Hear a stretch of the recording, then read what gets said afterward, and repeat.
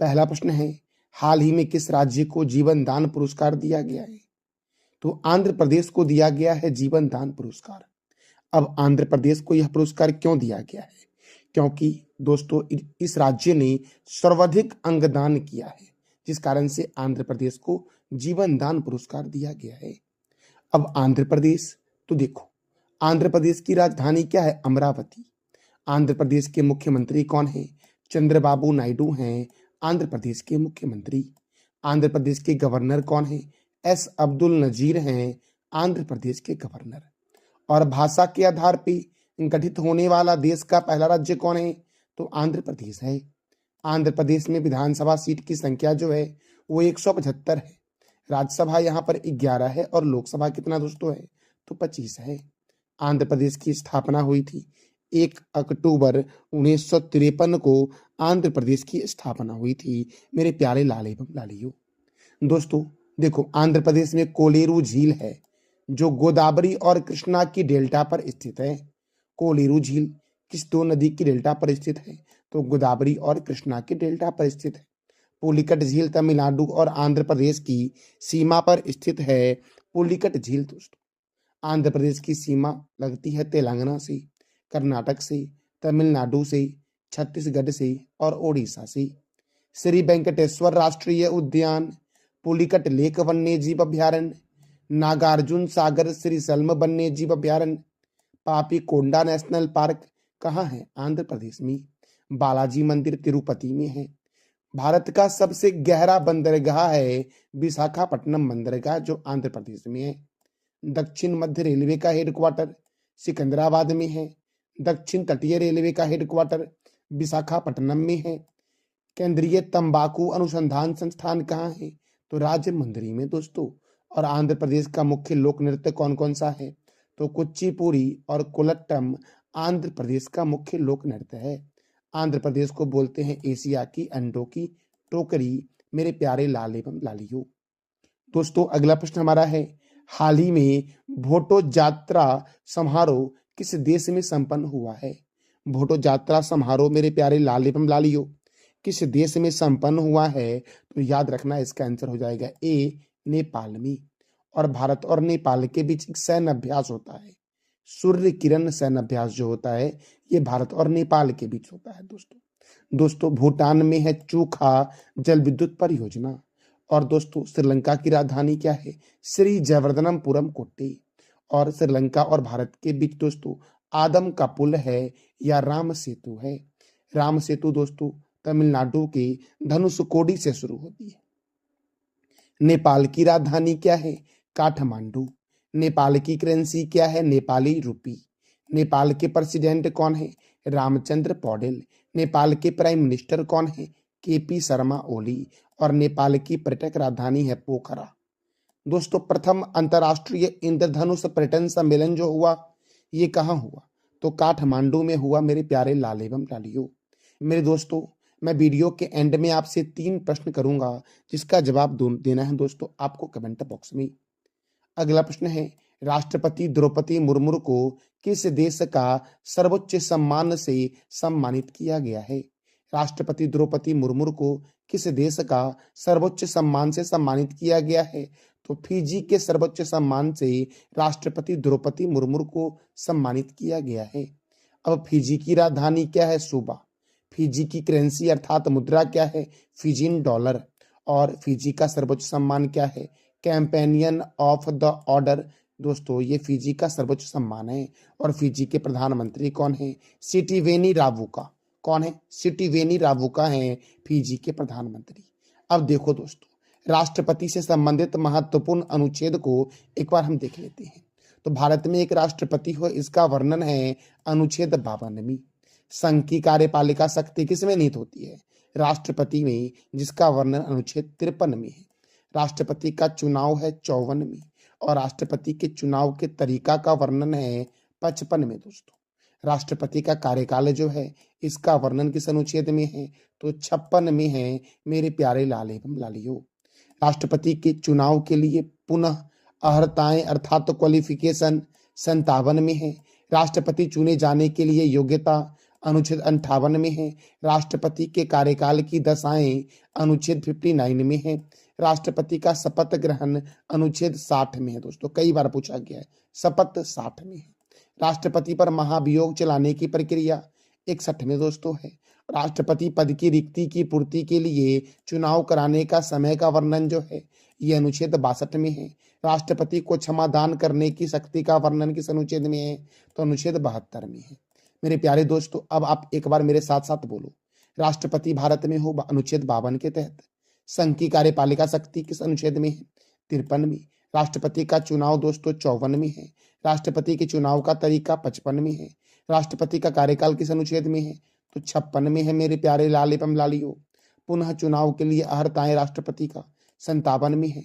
राष्ट्रपति चुने जाने की योग्यता अनुच्छेद 58 में है। राष्ट्रपति के कार्यकाल की दशाएं अनुच्छेद 59 में है।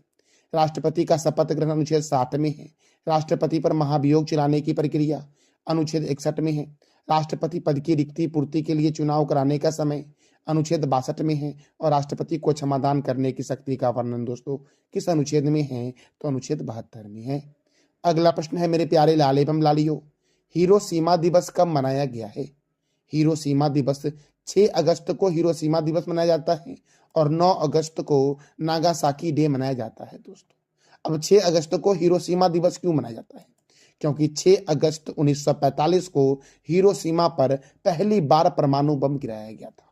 उस परमाणु बम का नाम था लिटिल बॉय दोस्तों, जिस कारण से हिरोशिमा दिवस मनाया जाता है 6 अगस्त को। और 9 अगस्त को नागासाकी पर परमाणु बम गिराया गया था। उस परमाणु बम का नाम था फैट मैन। और जो हिरोशिमा पर परमाणु बम गिराया गया था उसका नाम क्या था? लिटिल बॉय मेरे प्यारे लाल एवं लालियो। तो हिरोशिमा दिवस 6 अगस्त को मनाया जाता है और नागासाकी दिवस 9 अगस्त को मनाया जाता है मेरे प्यारे लाल एवं लालियो। हिरोशिमा और नागासाकी ये दोनों जापान का शहर है। तो जापान की राजधानी क्या है? टोक्यो। जापान की करेंसी क्या है? जापानी येन। जापान के प्राइम मिनिस्टर कौन है? फूमियो किशिदा है। जापान के संसद का नाम डाइट है।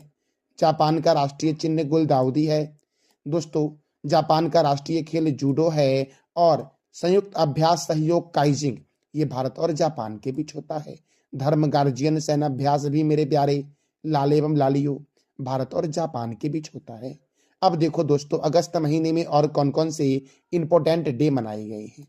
तो विश्व फेफड़े का कैंसर दिवस 1 अगस्त, वर्ल्ड वाइड वेब डे 1 अगस्त, राष्ट्रीय पर्वतारोहण दिवस 1 अगस्त, विश्व स्तनपान सप्ताह दिवस दोस्तों 1 से 7 अगस्त, भारतीय अंगदाता दिवस 3 अगस्त, राष्ट्रीय हथकरघा दिवस कब मनाया गया है मेरे लाल एवं लालियो? तो क्या बोलोगे आप? 7 अगस्त को दोस्तों मनाया गया है राष्ट्रीय हथकरघा दिवस मेरे प्यारे लाल एवं लालियो। पेरिस ओलंपिक में भारतीय शूटर स्वप्निल कुसाले ने किस कैटेगरी में ब्रॉन्ज मेडल जीता है? तो स्वप्निल कुसाले ने दोस्तों 50 मीटर राइफल की मेंस प्रतियोगिता में दोस्तों कौन सा मेडल जीता है? ब्रॉन्ज मेडल जीता है। मनु भाकर और सरब्रोत सिंह ने शूटिंग में ब्रॉन्ज मेडल जीता मेरे प्यारे लाल एवं लालियो। दोस्तों मैंने पेरिस ओलंपिक के बारे में कई बार बताया है और ओलंपिक के इतिहास के बारे में दोस्तों मैंने कई बार बताया है। तो आपको बताना है कमेंट बॉक्स में ओलंपिक ध्वज में जो 5 वृत्त बने हुए हैं वो 5 वृत्त कौन कौन से महाद्वीप का प्रतिनिधित्व करते हैं, इसका जवाब देना है दोस्तों आपको कमेंट बॉक्स में। मेरे प्यारे लाल एवं लालियो, हमारा अगला प्रश्न है, किस देश के पूर्व बल्लेबाज ग्राहम थॉप का 55 वर्ष की अवस्था में निधन हुआ है? तो इंग्लैंड के पूर्व बल्लेबाज थे दोस्तों ग्राहम थॉप, जिनका 55 वर्ष की अवस्था में निधन हुआ है। अच्छा दोस्तों, इंग्लैंड में अभी कुछ दिन पहले चुनाव हुआ था, तो इंग्लैंड के नए प्रधानमंत्री कौन बने हैं और इंग्लैंड की पहली महिला वित्त मंत्री कौन बनी है? इस दोनों प्रश्न का जवाब दे दो कमेंट बॉक्स में आप दोस्तों। अब देखो, क्रिकेट के महत्वपूर्ण स्टेडियम को एक बार देख लेते हैं। चिदम्बरम स्टेडियम चेन्नई में है, चेपक स्टेडियम चेन्नई में है, ईडन गार्डन स्टेडियम कोलकाता में है, चिन्ना स्वामी स्टेडियम बेंगलुरु में है, अरुण जेटली स्टेडियम दिल्ली में है, राजीव गांधी स्टेडियम कहाँ है दोस्तों? तो हैदराबाद में है, बाराबाती स्टेडियम कटक में है, वानखेड़े स्टेडियम मुंबई में है, किन्नन स्टेडियम जमशेदपुर में है, मेलबर्न स्टेडियम ऑस्ट्रेलिया में है, पर्थ बिस्वर्न स्टेडियम कहाँ है दोस्तों? तो ऑस्ट्रेलिया में है पर्थ और बिस्वर्न स्टेडियम मेरे प्यारे लाल एवं लालियो। अच्छा दोस्तों देखो, क्रिकेट के महत्वपूर्ण कप और ट्रॉफी को देख लेते हैं। Ranji trophy Irani trophy, Vijay Hazare trophy, Moin Uddowla gold cup, Cooch Behar cup, Duleep trophy, Rohinton Baria cup, GD Birla cup और देवधर ट्रॉफी का संबंध किस खेल से है? तो क्या बोलोगे आप? क्रिकेट से है। और दुनिया का सबसे बड़ा क्रिकेट स्टेडियम कौन सा है? तो नरेंद्र मोदी स्टेडियम, जो अहमदाबाद में है। अच्छा दोस्तों, अहमदाबाद कौन से रिवर के किनारे है? ये आप बताओ दोस्तों कमेंट बॉक्स में। देखो, भारत में जो क्रिकेट को कंट्रोल करती है उसका नाम है बीसीसीआई, अर्थात board of control for cricket in India. इसका हेडक्वार्टर मुंबई में है। इसकी स्थापना 1 दिसंबर 1928 को हुई और इसके प्रेसिडेंट कौन है? रोजर बिन्नी। दोस्तों देखो, इंग्लैंड और ऑस्ट्रेलिया का राष्ट्रीय खेल क्या है? तो क्रिकेट है। और क्रिकेट में खिलाड़ी कितने होते हैं? ये आप बता दो कमेंट बॉक्स में दोस्तों। अगला प्रश्न है, बिम्स्टेक व्यापार शिखर सम्मेलन की मेजबानी कौन सा देश करेगा? तो अपना प्यारा देश भारत करेगा बिम्स्टेक व्यापार शिखर सम्मेलन की मेजबानी। और मेजबानी कहाँ होगी? दिल्ली में दोस्तों किया जाएगा। दोस्तों देखो, बिम्स्टेक में 7 सदस्यों में से 5 दक्षिण एशिया से हैं, अर्थात बिम्स्टेक में कुल 7 सदस्य हैं, जिसमें से 5 जो है वो दक्षिण एशिया के हैं। दक्षिण एशिया के कौन कौन सदस्य हैं? तो बांग्लादेश है, भूटान है, भारत है, नेपाल है और श्रीलंका है। जबकि दोस्तों 2 म्यांमार और थाईलैंड जो है ये दक्षिण पूर्वी एशिया के देश हैं। मेरे प्यारे लाल एवं लालियों, यह उप क्षेत्रीय संगठन है जो 1997 में बैंकॉक घोषणा के माध्यम से अस्तित्व में आया था, अर्थात बिम्स्टेक की स्थापना कब हुई? 1997 में। प्रारंभ में इसका गठन 4 सदस्य राष्ट्रों के साथ किया गया था, जिसका संक्षिप्त नाम था BISTEC, अर्थात बांग्लादेश, भारत, श्रीलंका, थाईलैंड आर्थिक सहयोगी देश के रूप में दोस्तों जुड़े थे। और इन्हीं देशों ने दोस्तों क्या किया था? तो बिम्स्टेक की स्थापना की थी। वर्ष 1997 में म्यांमार के शामिल होने के बाद इसका नाम कर दिया गया BIMSTEC, इसका नाम कर दिया गया मेरे प्यारे लाल एवं लालियों। दोस्तों वर्ष 2004 में नेपाल और भूटान इसमें शामिल हो गया। इसके बाद इस संगठन का नाम बिम्स्टेक हो गया, अर्थात बे ऑफ बंगाल। दोस्तों क्या नाम बढ़ गया? Bay of Bengal Initiative for Multi Sectoral Technical and Economic Cooperation कर दिया गया इसका नाम। तो दोस्तों नेपाल और भूटान इसमें कब शामिल हुआ? 2004 में। म्यांमार कब शामिल हुआ? 1997 में मेरे प्यारे लाल एवं लालियों। और कौन से 4 देश ने मिलकर इस संगठन की स्थापना की थी? तो भारत, बांग्लादेश, श्रीलंका और थाईलैंड ने दोस्तों इसकी स्थापना की थी बिम्स्टेक की। मेरे प्यारे लाल एवं लालियों, हमारा अगला प्रश्न है, हाल ही में किस राज्य की विधानसभा में अनुसूचित जनजाति आरक्षण के लिए विधेयक पेश हुआ है? हाल ही में किस राज्य की विधानसभा में अनुसूचित जनजाति आरक्षण के लिए विधेयक पेश हुआ है? तो गोवा में दोस्तों। कहाँ पर पेश हुआ है? गोवा में। और गोवा की राजधानी क्या है? तो पणजी है। गोवा के गवर्नर कौन है? PS श्रीधरन पिल्लई। गोवा के मुख्यमंत्री कौन है? प्रमोद सावंत। गोवा में राज्यसभा 1 है और लोकसभा 2 है। गोवा में विधानसभा सीट कितना है? 40। और मिजोरम में भी 40 है मेरे प्यारे लाल एवं लालियों विधानसभा सीट। मेरे प्यारे दोस्तों, गोवा मुक्ति दिवस कब मनाया जाता है? 19 दिसंबर को मनाया जाता है गोवा मुक्ति दिवस, क्योंकि 19 दिसंबर 1961 को गोवा जो है ये पुर्तगाल से आज़ाद हुआ था। गोवा स्थापना दिवस 30 मई को मनाया जाता है, क्योंकि 30 मई 1987 को गोवा को पूर्ण राज्य का दर्जा दिया गया था। अच्छा दोस्तों, जानते हैं अब गोवा में कौन कौन से वन्यजीव अभ्यारण्य हैं और कौन से नेशनल पार्क हैं?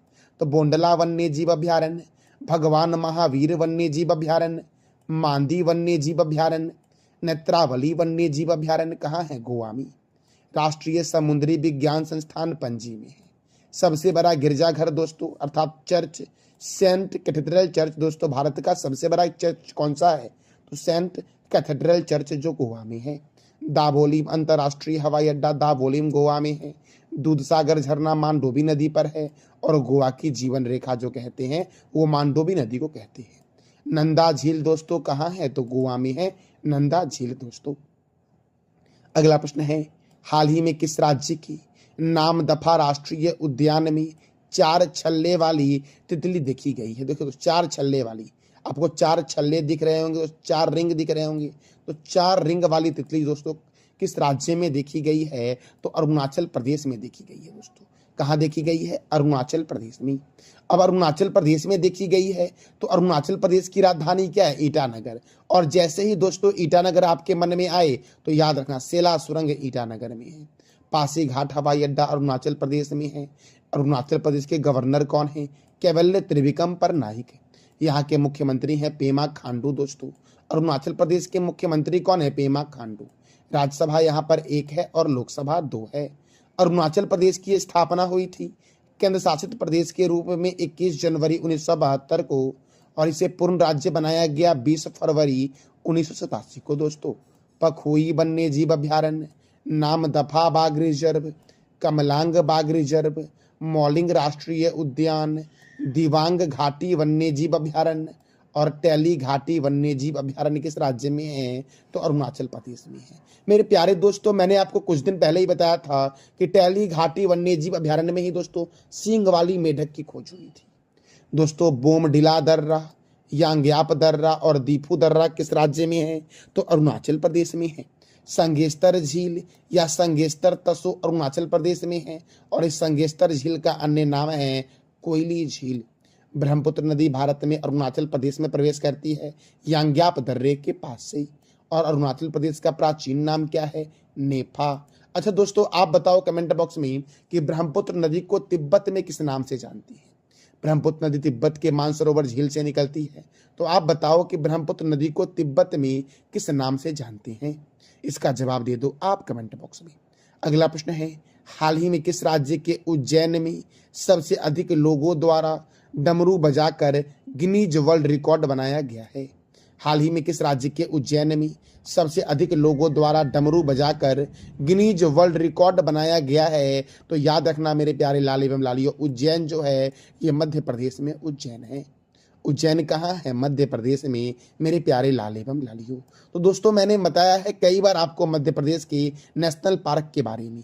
आज आप दोस्तों बताओ कमेंट बॉक्स में मध्य प्रदेश के 3-4 नेशनल पार्क के बारे में मेरे प्यारे दोस्तों अब देखो 10 राज्यों के राज्यपाल बदले गए उसके बारे में जरा जानते हैं हम। झारखंड के राज्यपाल संतोष कुमार गंगवार, पंजाब के राज्यपाल गुलाब चंद्र कटारिया, छत्तीसगढ़ के रामेन डेका, महाराष्ट्र के सीपी राधाकृष्णन, मेघालय के CH विजय शंकर, पौंडीचेरी के उपराज्यपाल के कैलाशनाथ, राजस्थान के हरिभाऊ किशन राव बांगरे, तेलंगाना के राज्यपाल जिष्णुदेव वर्मा, सिक्किम के ओम प्रकाश माथुर और असम के लक्ष्मण प्रसाद आचार्य और मणिपुर के भी लक्ष्मण प्रसाद आचार्य हैं एडिशनल प्रभार के रूप में मेरे प्यारे लाल एवं लालियों। तो दोस्तों ये था हमारा आज का महत्वपूर्ण करंट अफेयर। अब हम दोस्तों कल के करंट अफेयर को रिवीजन करते हैं। भारतीय अंगदाता दिवस कब मनाया गया? 3 अगस्त को। हाल ही में किस राज्य ने मुख्यमंत्री मैया सम्मान योजना की शुरुआत की है? तो झारखंड ने। यामिनी कृष्णमूर्ति का संबंध किस नृत्य से है? तो भरतनाट्यम और कुचिपुड़ी से। राष्ट्रपति के द्वारा राज्यपाल के 52वें सम्मेलन की अध्यक्षता कहाँ की गई है? तो नई दिल्ली के राष्ट्रपति भवन में मेरे प्यारे लाल एवं लालियों। हाल ही में केंद्र सरकार ने किस राज्य के अधिचुन्नगिरी और चुल्लानुआर को मोर अभ्यारण्य घोषित किया है? तो कर्नाटक और केरल के। दोस्तों अधिचुन्नगिरी कर्नाटक में है और चुल्लनुआर जो है ये कहाँ पर है? केरल में। दोस्तों और इन दोनों को मोर अभ्यारण्य घोषित किया गया है केंद्र सरकार के द्वारा। हाल ही में भारत ने किस देश के अरुण जल विद्युत परियोजना के लिए 5,792 करोड़ रुपए के निवेश की अनुमति दी है? तो नेपाल। राष्ट्रीय हथकरघा दिवस कब मनाया गया? 7 अगस्त को। पेरिस ओलंपिक 2024 में समापन समारोह में भारत का नेतृत्व कौन करेगी? तो मनु भाकर करेगी। हाल ही में किस मंत्रालय के द्वारा ई साक्ष्य, न्याय सेतु, न्याय श्रुति और ई समन ऐप लॉन्च किया गया है? तो गृह मंत्रालय के द्वारा। दोस्तों हाल ही में कहाँ राष्ट्रीय हिंदी विज्ञान सम्मेलन का आयोजन हुआ है? तो भोपाल में मेरे प्यारे लाल एवं लालियों। दोस्तों कल मैंने आपसे 3 प्रश्न किया था कि विश्व शिक्षा सम्मेलन 2024 की शुरुआत कहाँ हुई? दुबई में। आपदा प्रबंधन बीमा लागू करने वाला भारत का पहला राज्य कौन बना? नागालैंड। यात्रा एवं पर्यटन विकास सूचकांक 2024 में कौन सा देश प्रथम स्थान पर है? तो अमेरिका। दोस्तों आज का आपका 3 प्रश्न जिसका जवाब देना है कमेंट बॉक्स में आपको। कहाँ राष्ट्रीय हिंदी विज्ञान सम्मेलन का आयोजन हुआ है? राष्ट्रीय हथकरघा दिवस कब मनाया गया है? और किस राज्य के मुख्यमंत्री ने मैया सम्मान योजना की शुरुआत की है? इस तीनों प्रश्न का जवाब देना है कमेंट बॉक्स में आपको। दोस्तों यह वीडियो आपको कैसा लगा इसका फीडबैक दोस्तों आप अवश्य कमेंट बॉक्स में दिया करो। जानकारी अच्छी लगी तो चैनल को लाइक करें, शेयर करें और सब्सक्राइब करें। साथ साथ दोस्तों आप मन लगा के पढ़ो ताकि आपका जल्दी से जल्दी सफलता आपको प्राप्त हो जाए। थैंक यू सो मच मेरे प्यारे लाल एवं लालियों।